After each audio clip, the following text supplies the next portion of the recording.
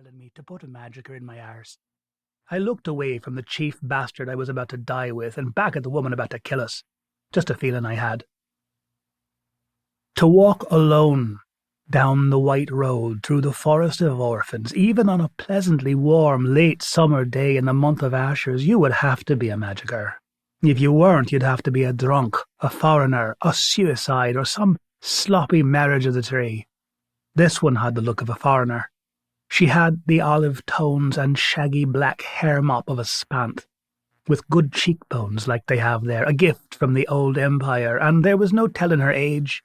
Youngish, 30, built small but hard.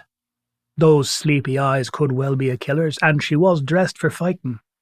She had a round shield on her back, a gorget to save her throat of cotton, and if I didn't miss my guess, she wore light chainmail under her shirt. The blade on her belt was a bit shorter than most, probably a spadine or bullnutter, which would definitely make her a spantian.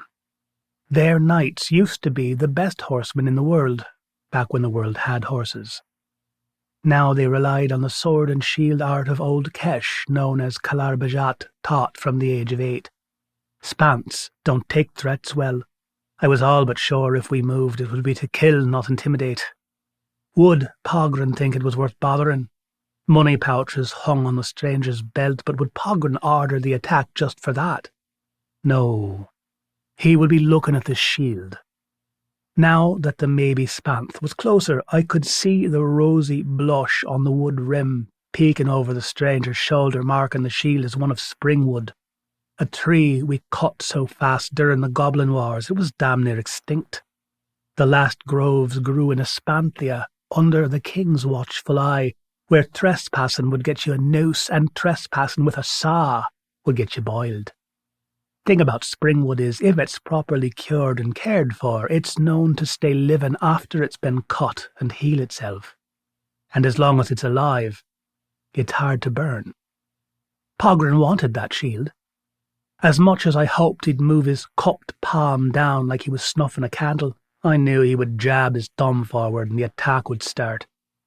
3 scarred brawlers stood beside Pogren, and I heard the other 2 archers shifting near me. One superstitious young squirt of piss named Nervous, though we called him Nervous, kissing the grubby fox pendant carved from deer bone he wore on a cord around his neck. His pale, wall-eyed sister shifted in the leaves behind him. I never liked it that we worshipped the same god, they and I, but they were Galts like me, born with the black tongues that mark us all, and Galtish thieves fall in with the Lord of Foxes. We can't help ourselves. I pulled an arrow with a bodkin point, good for slipping between links of chainmail, and knocked it on the string. We watched our captain. He watched the woman.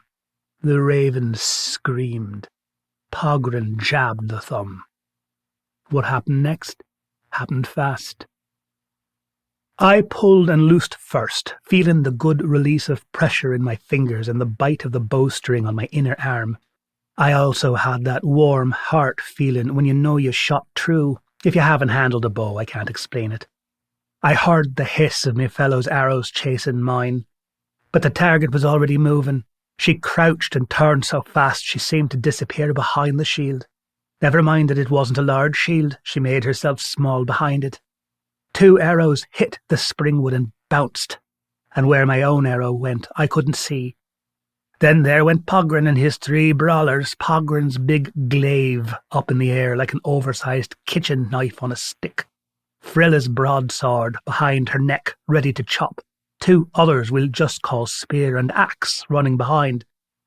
The Spanth would have to stand to meet their charge, and when she did, I would stick her to the knee.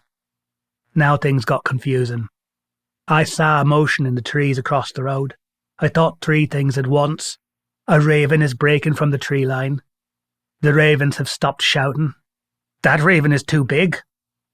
A raven the size of a stag rushed onto the road. I made a little sound in my throat without meaning to. It's an unforgettable thing seeing your first war corvid, especially if it's not on your side. It plucked Spear's foot out from under her, spilling her on her face, then began shredding her back with its hardened beak. I woke myself out of just